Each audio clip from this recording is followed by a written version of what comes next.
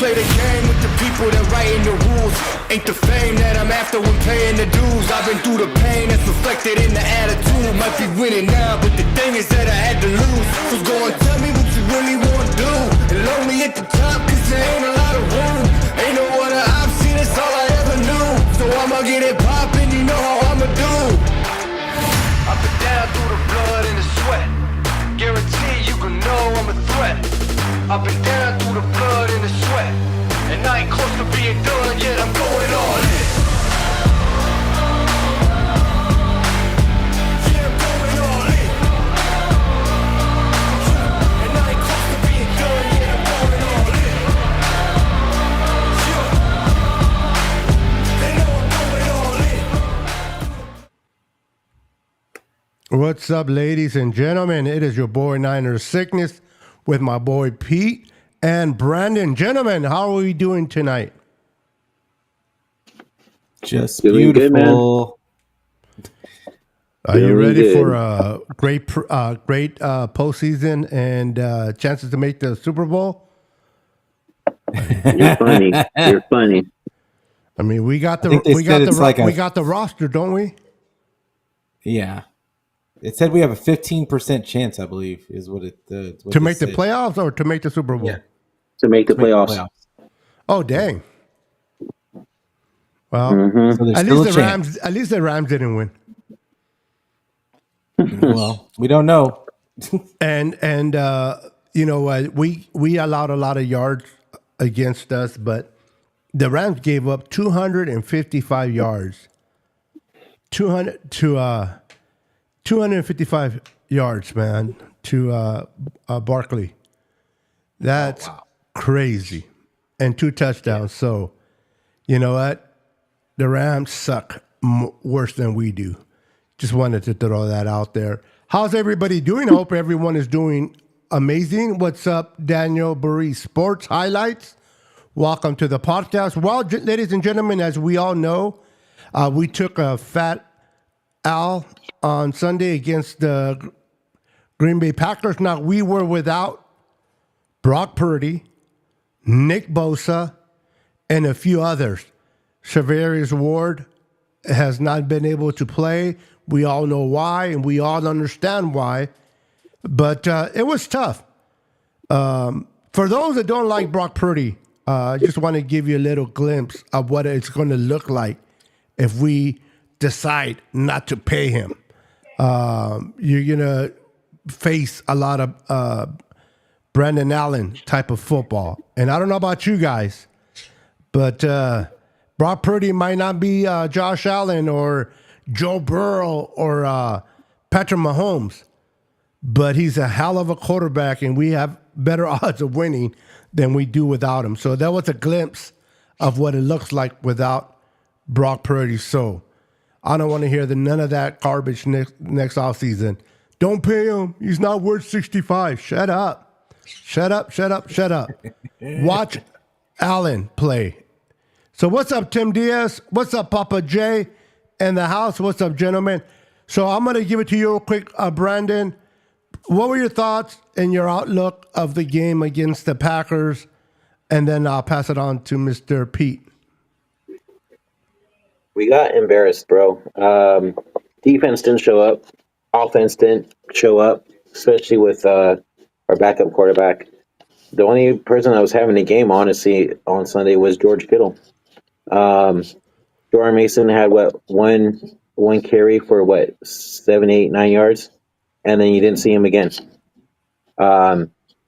We were out-coached, outplayed, and outscored.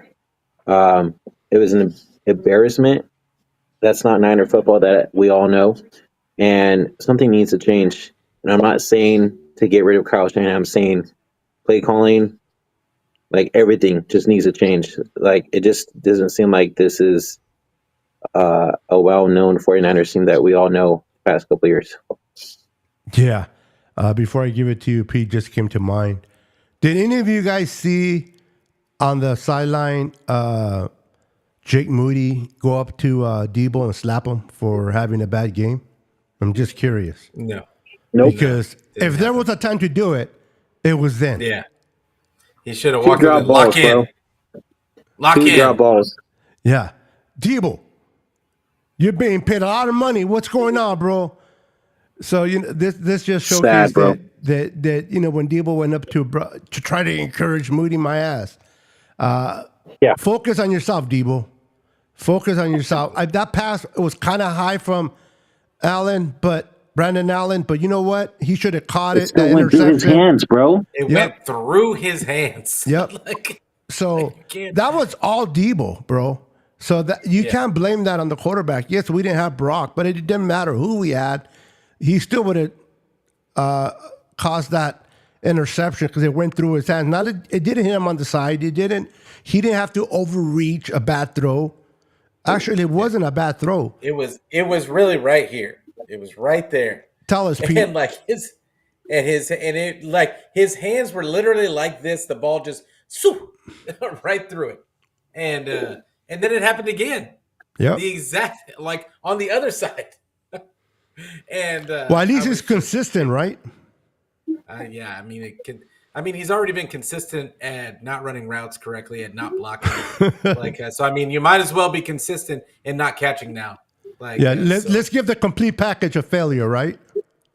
Yeah, let's just make him a run. Let's just do.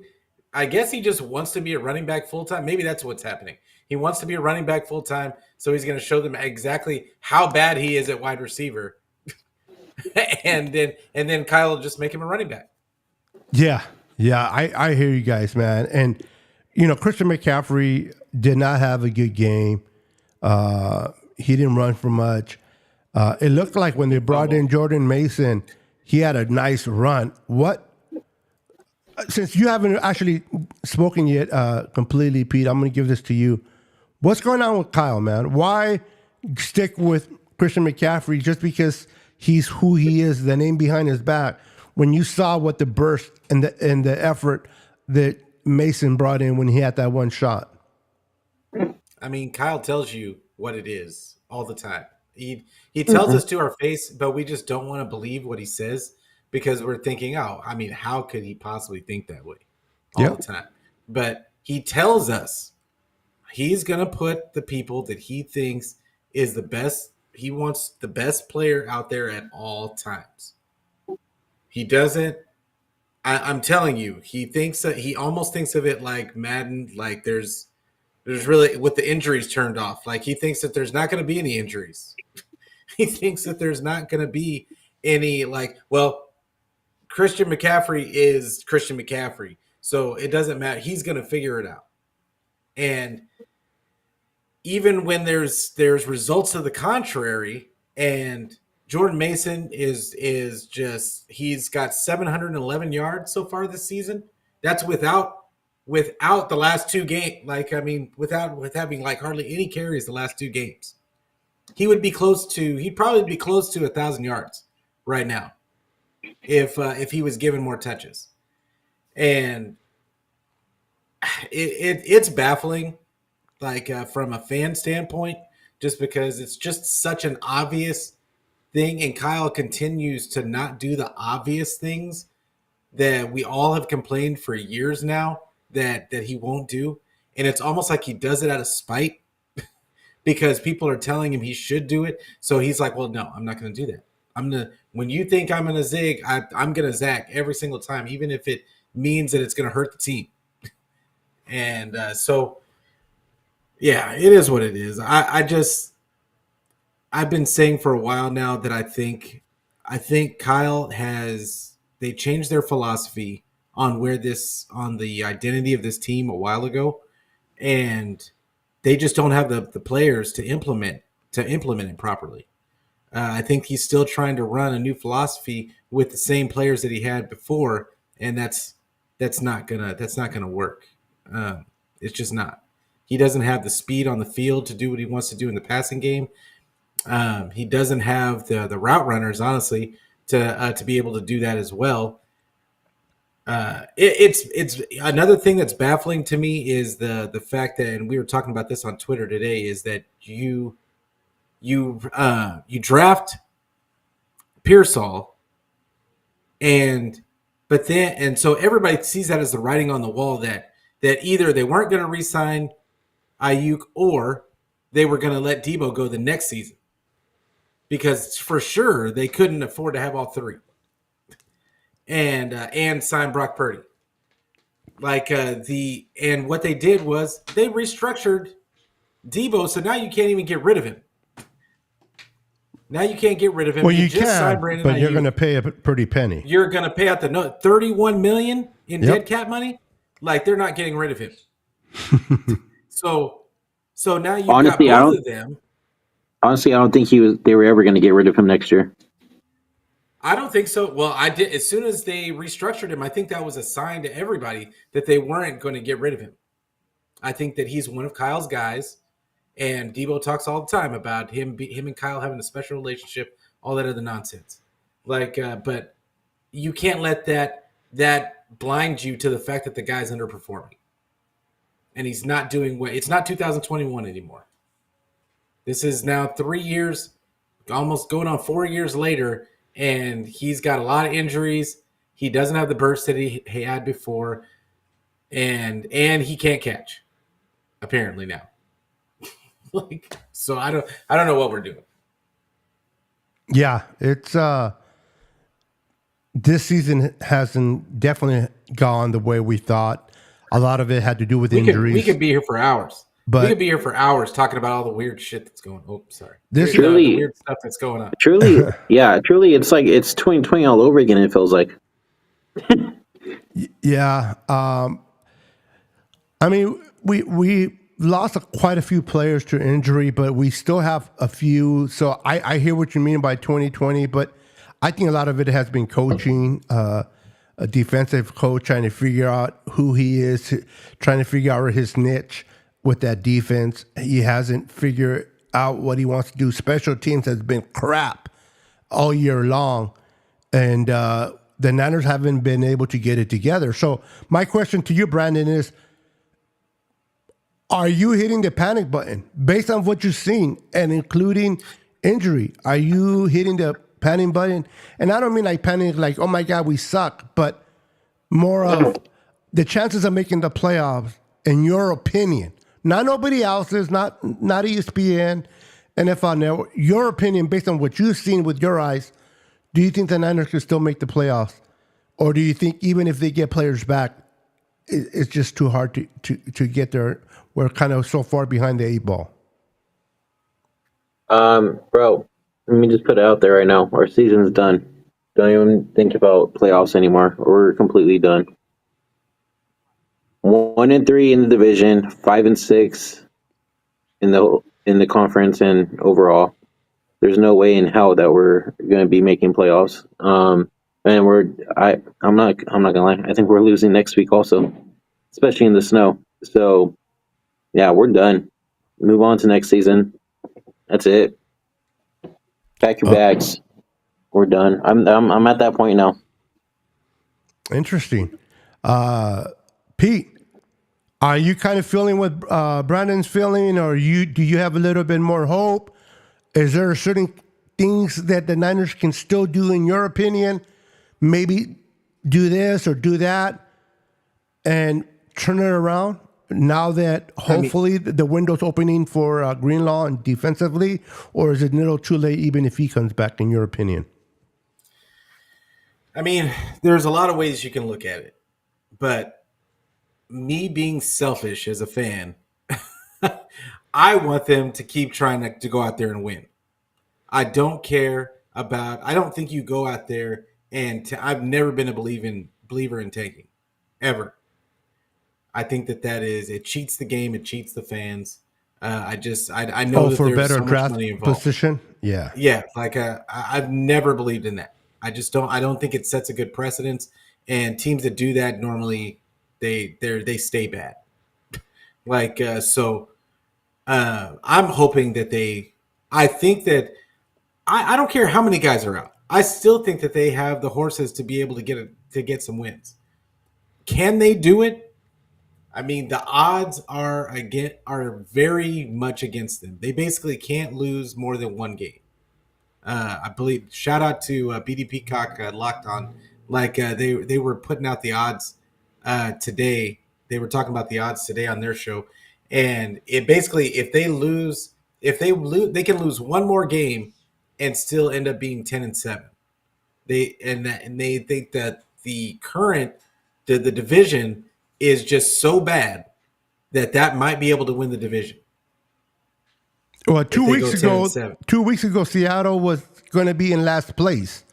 They beat us, and now they won and beat the Arizona. Now they're in first place within 2 weeks. Yeah. You went from being yeah. in last place to first place. So that explains a lot about our division. So you're correct. If we can just kind of fix some things here and there and pull out some wins. But with that said, even let's say we win our division because it's really that bad. Do you think that we can actually win our first playoff game depending who we play? I mean, once the playoffs start, it's anybody's game. It's whoever gets hot at the right time. And it's always a possibility because I think that the 49ers have good players. Even their backups, I feel like, are pretty solid. And then it becomes about, I think a lot of it comes down to, can Shanny do right by these players and run an offense that accentuates their strengths and not just runs his offense and expects them to fit into it. Like that, I think that's where we are as an offense right now. And he still isn't, it doesn't look like he's trying anything to take advantage of the strengths of the guys that are on the field. So until he starts doing that, I mean, I think it's always a possibility that the light will go off, the light bulb will click on, and they can hit another gear. Absolutely. I mean, I have the hope that they can do that. But the odds are stacked heavily against them. So it is what it is. But I'm prepared for whatever comes. I just want to see him fight. Yeah, I don't want to see too many 38-10 type of games. Now, no. I understand we didn't have our starting quarterback. We didn't have our starting defensive end. And as many people may agree or disagree with me or us, those are there are very strong points on our quarterback being not in the game, how important Brock Purdy is to this offense, and how important Nick Bosa. I know a lot of people see or want to see the sack column, right? Like, he doesn't have all these sacks, but they don't realize how important or how different that defense is without him in the lineup. The pressures weren't there, the hurries. So even though I do got to say that the Niners in the second half started to play a little bit better in the front line and kind of control that gashing and dashing from the run game that we completely gave up in the first quarter or first half. Leonard Floyd kind of stepped up and put his footprint on that game. It was a little bit too late because we couldn't do nothing offensively. But going into Buffalo against Josh Allen, if Brock Purdy doesn't go, if Nick Bosa is not available, Pete, what do you think this game's going to turn out to be? You think it's going to be another kind of Packers game? Because let's be honest, the Packers were trying to give the game away, like we said off the air. You said off the air. They were trying to give away the game. There were a couple of interceptions that Jordan Love threw that our guys did not catch. I don't think Josh Allen and the Buffalo Bills will make those same mistakes. What do the Niners got to do to go into Buffalo without Brock Purdy and Nick Bosa and pull out a win? Honestly, I don't think it's about Josh Allen. I think it's about their running game. And have the Bills gotten to the point finally to where they're using their running backs to complement they're running the ball very well this year, bro. I watched a couple of games. I know they are, but are they doing it? I know they are. It's a lot better than what they have in the past. And have they gotten to a point where they trust it more than enough to let Josh Allen kind of almost take the night off, just take the night off. And we see that the Niners can't stop the run, so we're just going to let the running game take over. Because if they do that, there's a good chance that they're going to run over the Niners, the way that the Niners have been playing run defense. But the way the Niners have been playing quarterbacks hasn't been so bad. Yes, they give up rushing yards, but passing wise, they haven't given up like how much did they give up to Pat Mahomes at the like 160 yards? They gave last week. They gave up this past game. They didn't give up 200 yards. The game before that, they didn't give up 200 yards. Like they're not giving up a lot of pass yards. It's just on the ground. They cannot stop the run, and teams are just nickel and diming them to death. Like so, when And we how much of like, it, how much of that is because of our lack of linebacking core? We don't have Greenlaw for one, and then like you said, Yep. I think Warner's playing hurt, and he's not revealing it. But I don't think he's at 100% because you can see it in him. He's trying to be there, but he can't get he's there. guessing. Yes. He's guessing, and he's not playing his off of his. And normal when do you keys. guess Like, more? that's what It's it when looks you're like hurt to and me. you're trying to implement you're trying to. Hey, I'll be right what can back. I do? Okay, what can I do to implement my play because I'm hurt? They start doing the guessing game, right? And that's what he's doing, and it's killing him because he's more of a guy that likes to react. Yep. And they don't do a lot of blitzing either, which helps him in that he's a good read and react guy. Like he's really good reading the play and kind of feeling where the running back is going, and it helps a lot out in the run defense game. But the other issue is we have, I mean, our interior. I think it would help them a ton. You noticed in the second half they went to Evan Anderson like a lot, and Yeah. it kind of helped a lot in the run game. I really wish they would just beef up the interior of the line, like using these smaller defensive tackles to get penetration in the pass game is just killing them.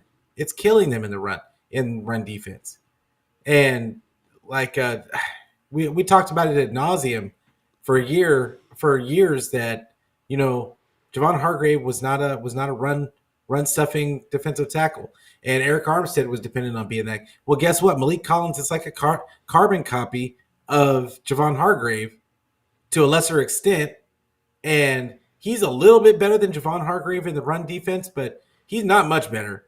And you saw the defensive line was getting blown off the ball.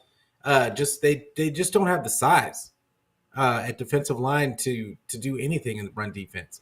And the 49ers have depended on those guys to be fast and fly upfield against the pass, but it's just not working out because they don't have the linebacking core to back them up.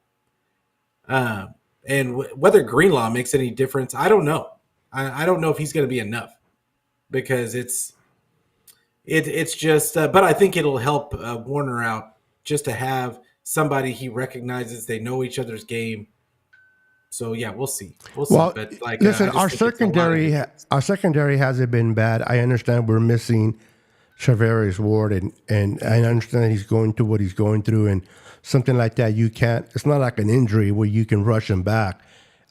Losing your child is tough, man. But Lenore is playing ball. You got Renardo Green that is stepping up. You got our two safeties. So, like you said, we haven't been giving a lot of air yards to quarterbacks, but that run game, because of our lack of ability to stop the running back, it's just killing us. I mean, they're gashing us on the outside, they're gashing us in the inside, and it's like the Niners are rotating these pieces in the middle, trying to figure out which piece fits better. But it seemed like every run that I saw from Jacobs was like 4 to 5 yards with ease. They were not able to stop him in the first half. They got a little better in the second half. What I want to get your thoughts real quick, Brandon, if you can hear us. If not, then I'll give it to Pete on our defensive coordinator. I'm not saying let's blame him about anything. I'm talking about, I want to get your thoughts on his ability to adjust, to grow. Have you seen enough growth in him that you're like, okay, you know what? It's not completely him. it's the players or is this or that? Or do you guys feel like, man, our players are hurt. He's not a good coordinator, and this is why we are where we're at. Brandon, are you able to speak? If you are, share on the defensive coordinator. Yeah, I hear you. Can you guys hear me? Yeah. Okay. Yeah, so basically, I don't know, man. I'm kind of up in the air with Sorensen.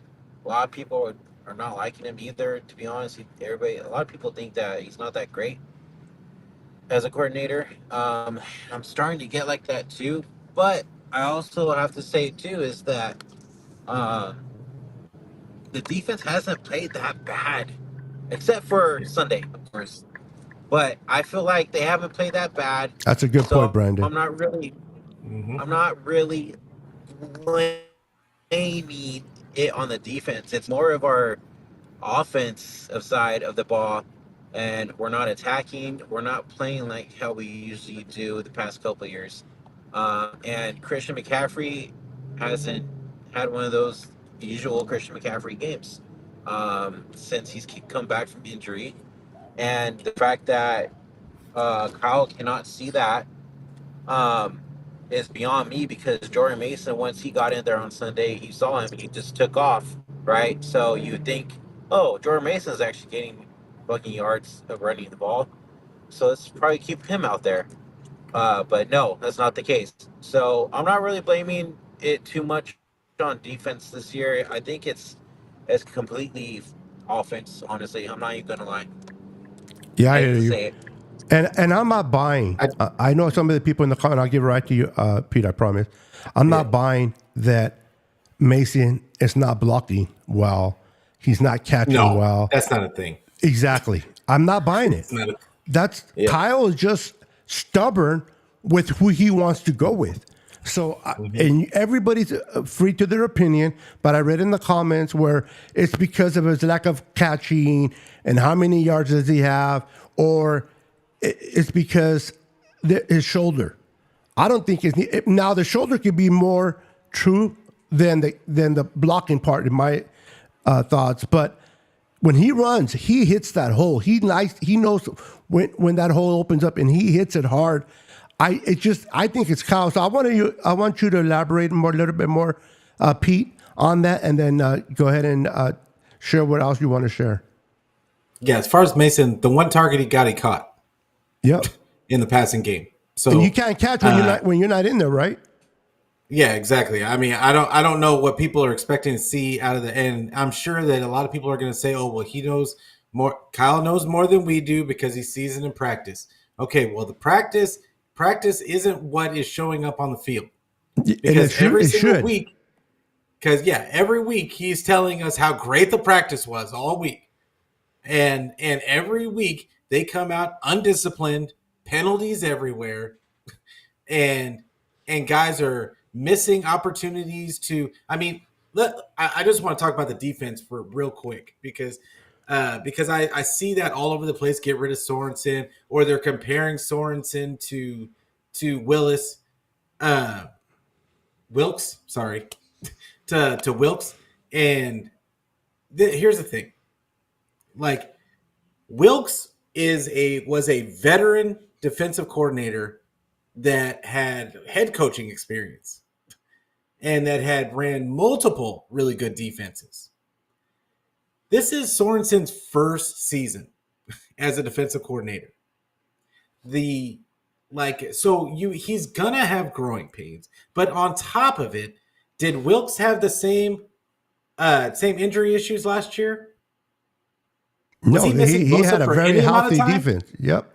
Yeah, was he missing? I mean, I know he didn't have Huff, but other than that, they stayed pretty healthy all season. I know they missed Greenlaw for a couple of games, but for the most part, they were pretty healthy, especially on the defensive line.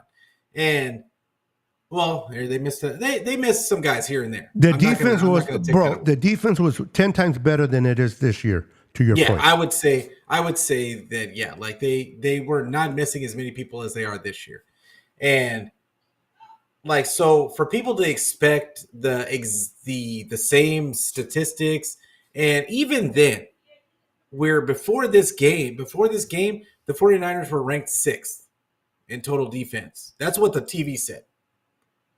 I didn't think it was that high, but that's what Tom Brady, they said that they were 6th in overall defense. Like so as bad as they're playing, as bad as we think that they're playing, the statistics are telling you another story. Or it could just be that the rest of the league is so on defense as well this year. And but right now they're 20th in points against per game after that 38. After they gave up 38 points, like that really skewed that stat. But then they're 6th in the league in total yards against per game. They're 6th in passing yards against per game. The rushing yards against per game, they're 11th. So that's middle of the pack. And then sacks, they're 13th, which I thought that they'd be way lower than that. Or way higher, I guess. And then interceptions, they're 7th in the league. And if they had caught the 2 that were right in their hands in this last game, they probably would be higher than 7th. The defense, I feel like Sorensen is putting them in position to make plays. That is the point of the defensive coordinator. To put them, yes, it is to motivate his guys and give them and play with discipline. But overall, it's to put them in a position to make plays. I feel like Sorensen is doing that. Like, they're just not making plays. They're missing tackles like crazy.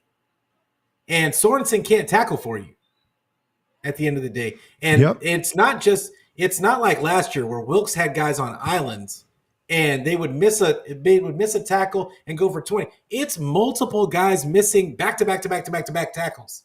Yep. It's crazy amount of missed tackles in one play.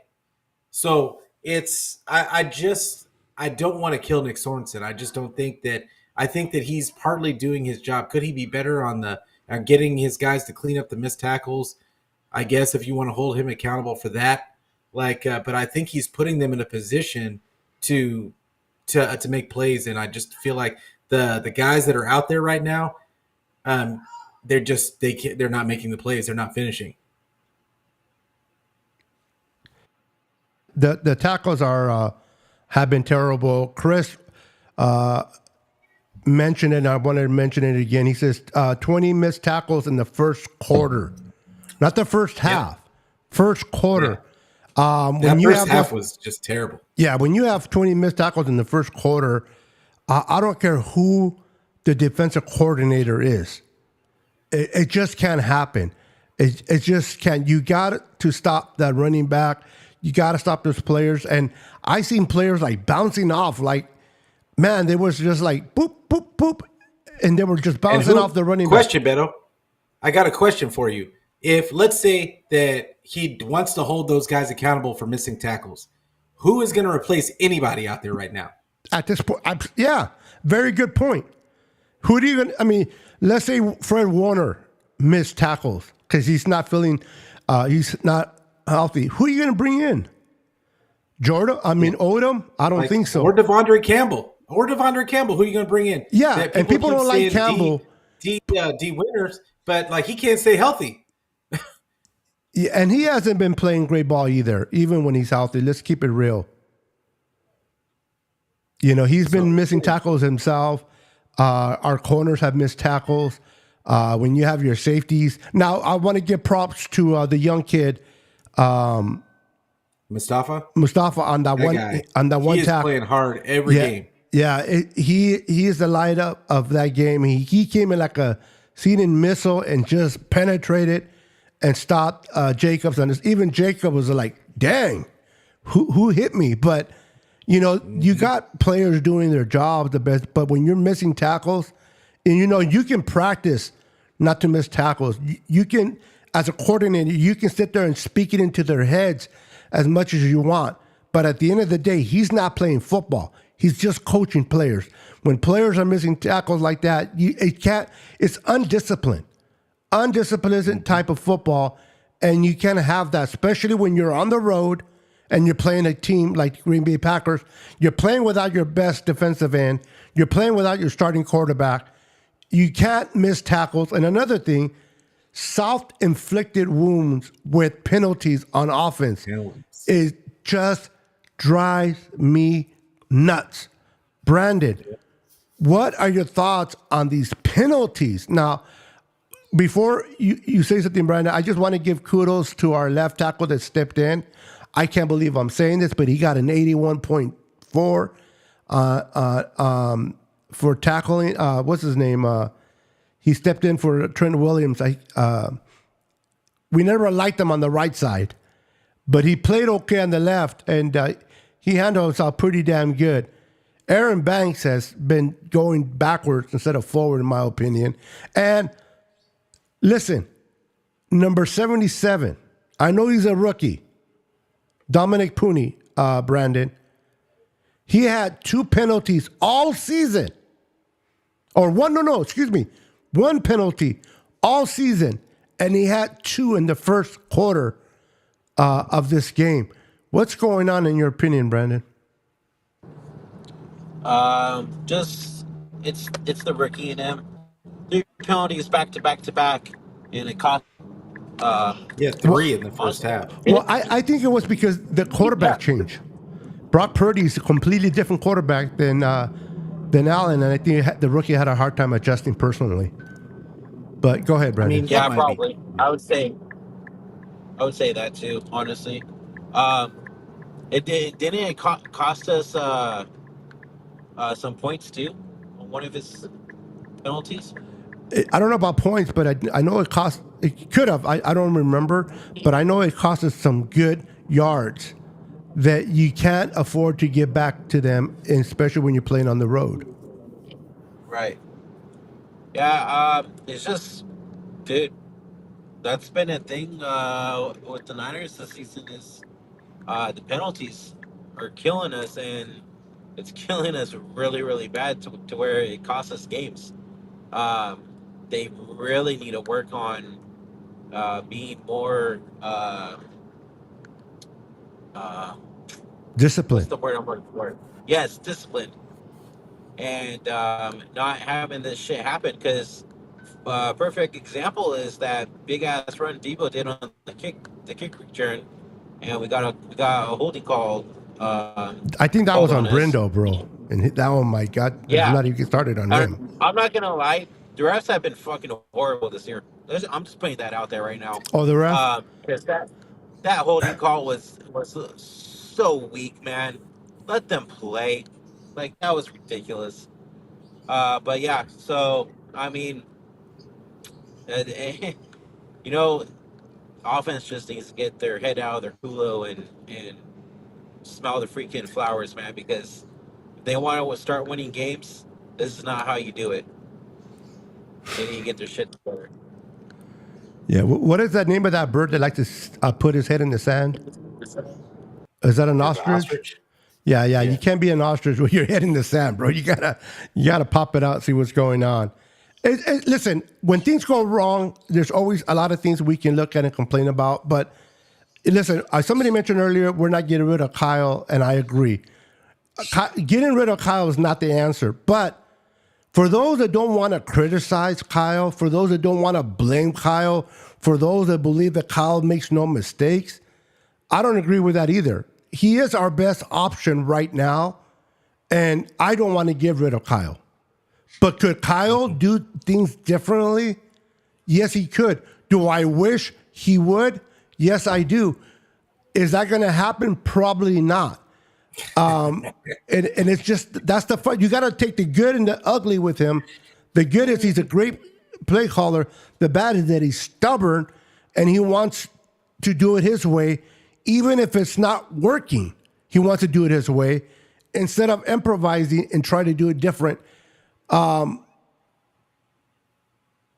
of the games that are left, what has Kyle got to do as a head coach, in your opinion, Pete?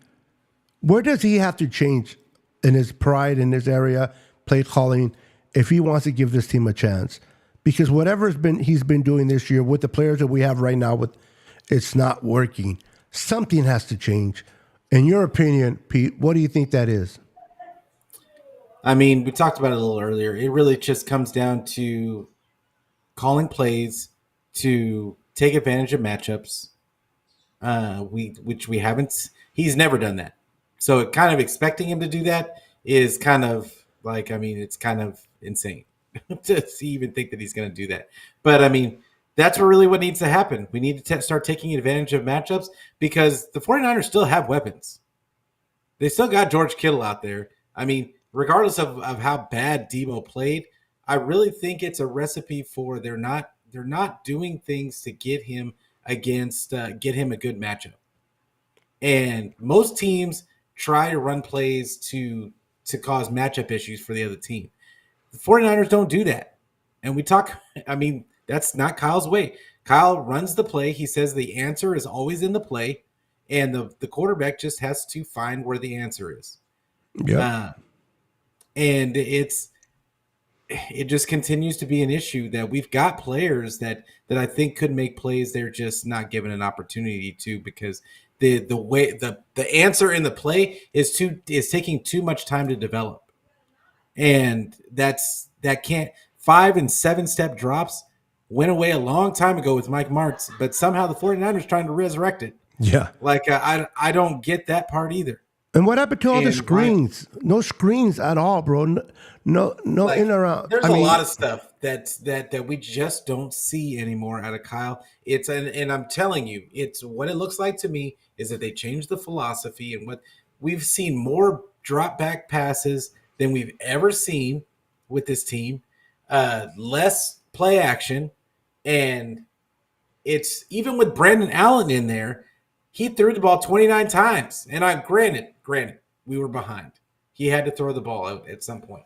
But 29 times for a backup quarterback is a lot, in my opinion.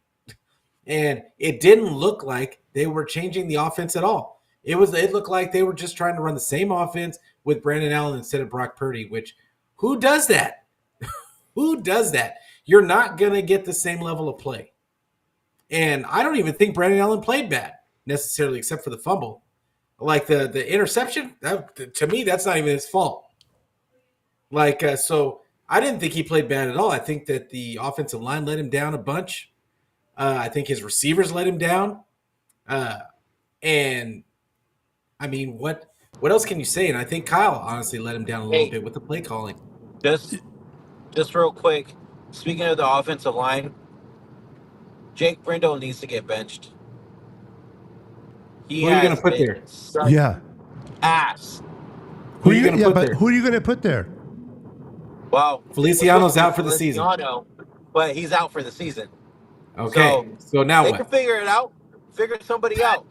We got backups. We got practice squad. It's figure not something out, man. It's not Madden, bro. I hear your frustration. Brindle just sits there. Actually, it could get worse. The quarterback gets sacked. Yeah, I hear you. Honestly, I'll be honest with you. Have him. I know this sounds like sacrilege, because I've hated this guy for years, but honestly, I want to see what Nick Sakel looks like at this point. Brock Purdy's buddy. Yeah, I want to see what he looks like because honestly, he didn't look too bad in the preseason, and I honestly, it can't, like Brandon said. I think at this point, it can't really get any worse unless you're really trying. Until it does. Seriously trying to make the playoffs, and and then you got to go with the best players you got. And I don't think Nick Sakel is better than Brindle.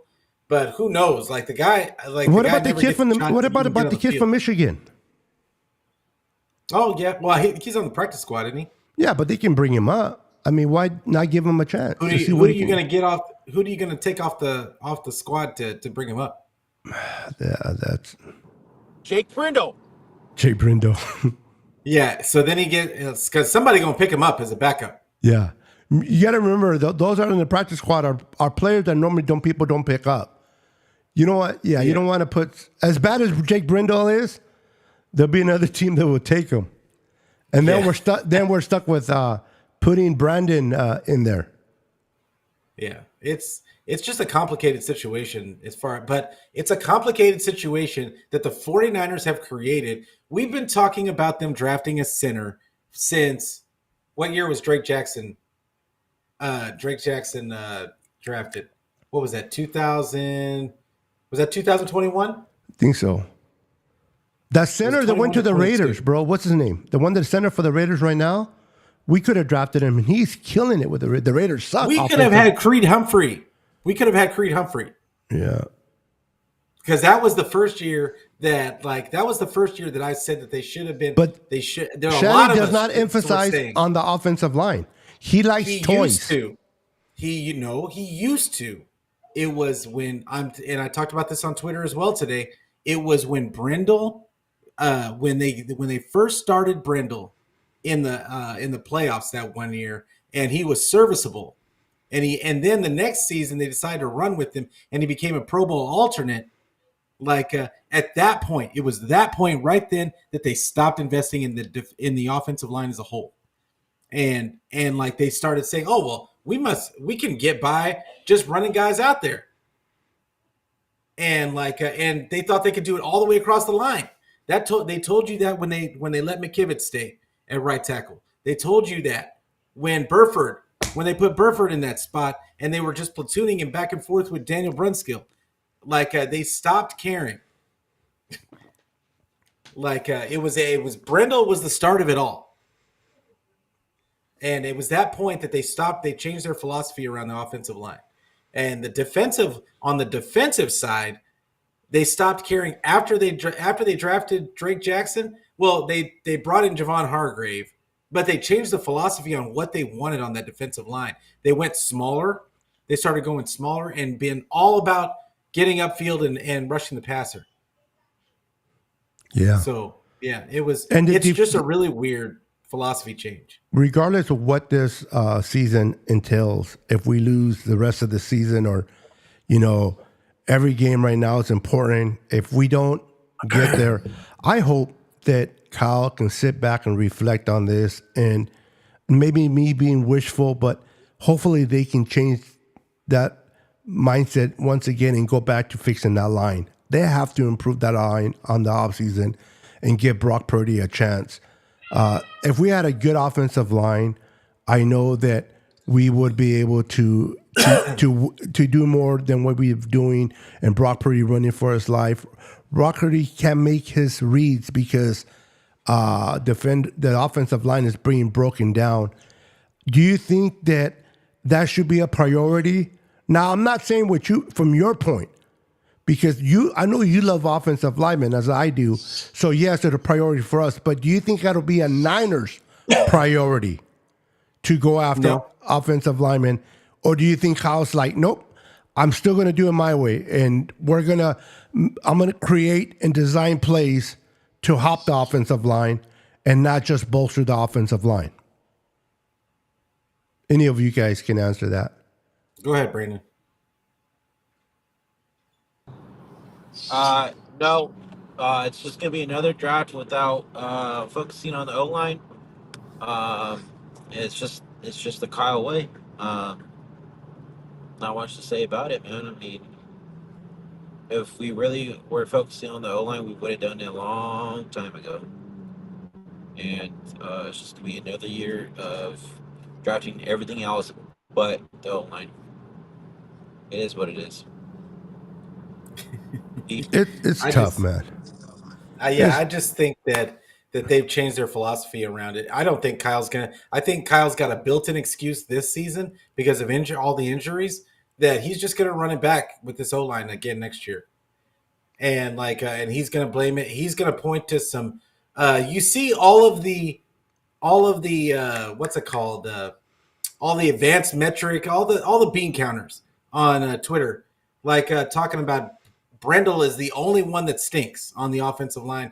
They've got advanced metrics to show that everybody else is fine. It's just Brendel. Okay, well, guess what, Kyle? That's not what the tape is showing. That's not what the tape is showing, but that's not what Kyle needs. Just needs an excuse to keep running with the way he's doing things, and that's what he's going to do. He just wants it to not be glaringly obvious But I'm guaranteeing you, they might do something with Brindle, but I could see them maybe trade for a veteran center, but they're not going to draft one. I don't think that that's going to happen. I just don't understand. If you're going to invest the amount of money that the Niners are going to do in Brock Purdy, and at this point, I don't want to hear about whether he's worth the 60 or 65, whatever that money amount is at the time of signing Brock. It's not a matter whether he's worth it or not in each other's opinions. It's about, this is who you have.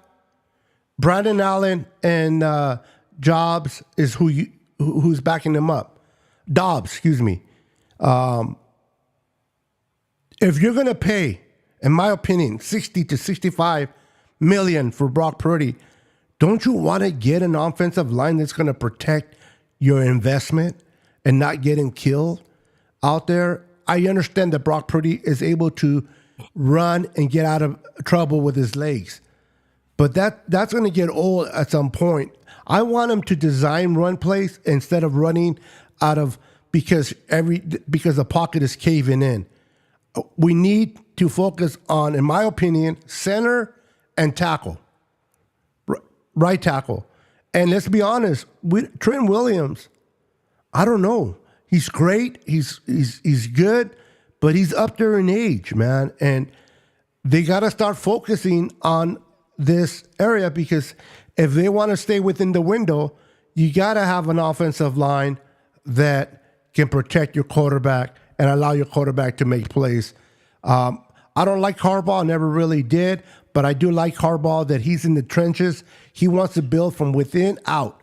He wants to build in within the offensive line and the defensive line backward. And they've been running the ball very well. They almost won against the Ravens, but I don't know. I want the Niners to work on that offensive line. Will they do it? I don't know. Probably not. But everybody loves shiny toys. Everybody loves that receiver. Everybody loves that running back. I'm old-fashioned. I don't care if it's boring to draft a lineman. I believe in building the offensive line. I remember a couple years back when Mike Singletary was the coach, and they drafted 2 offensive linemen in the first round. I was at the draft party. Niner fans were all pissed off. What?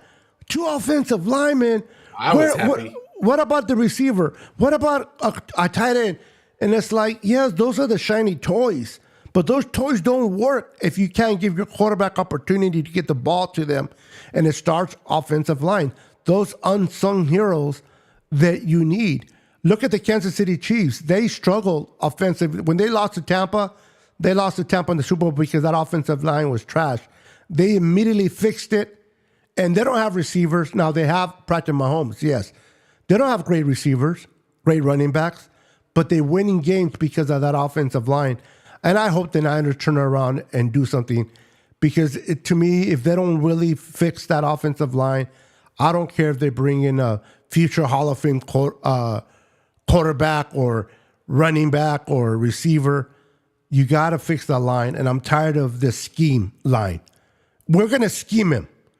But when the scheme breaks down, then what, Kyle? And what's his name on the outside? Help me out, guys. Our right tackle right now.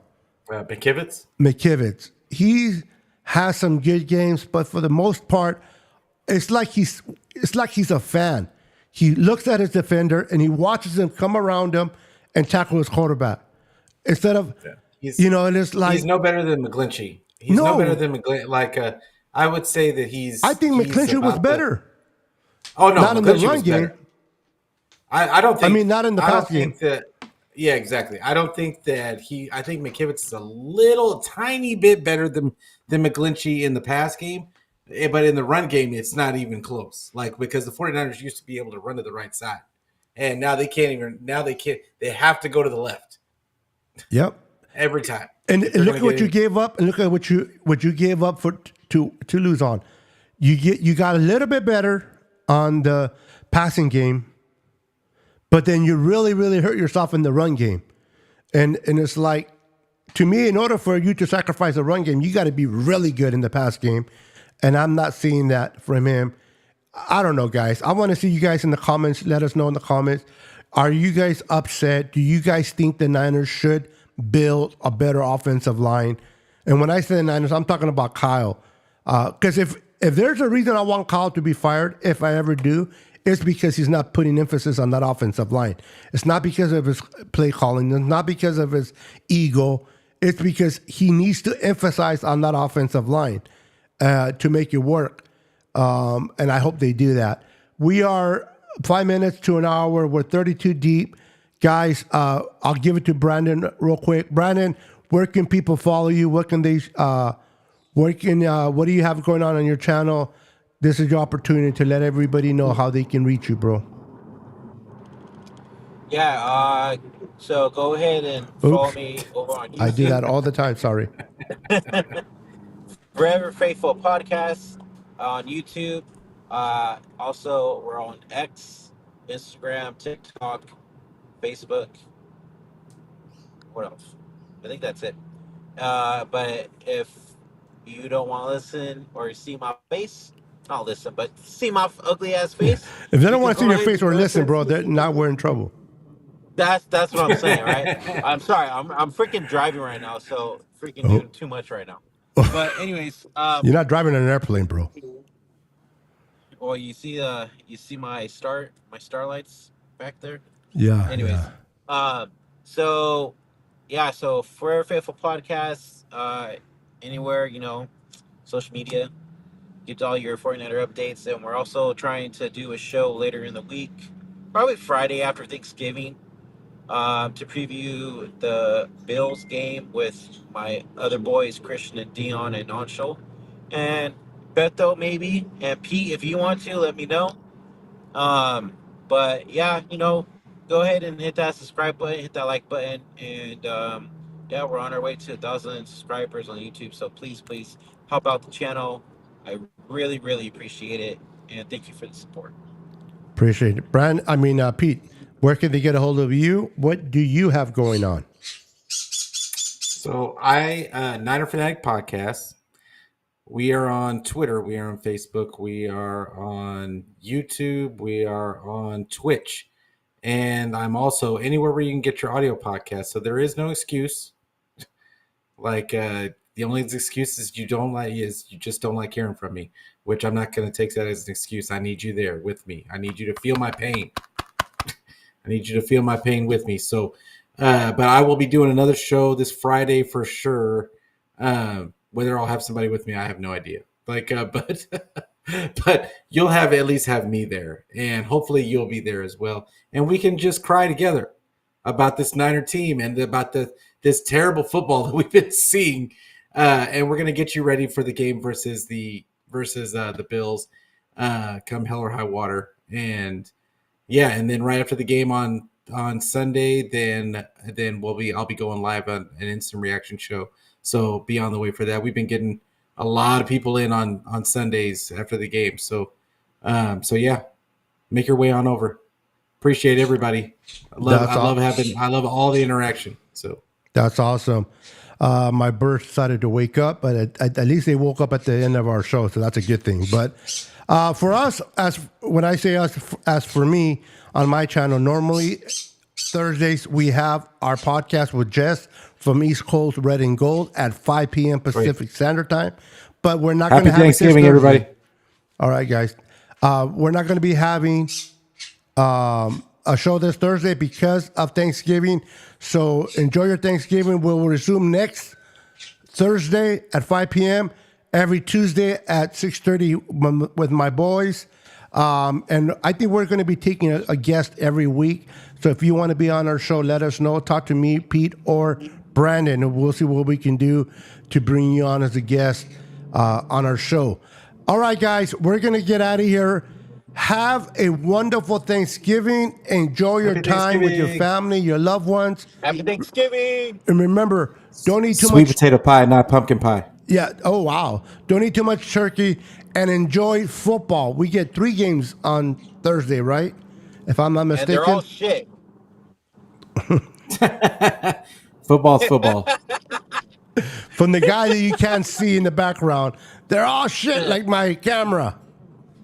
Who's playing on Thursday, by the way? All the I don't even shitty look teams. like.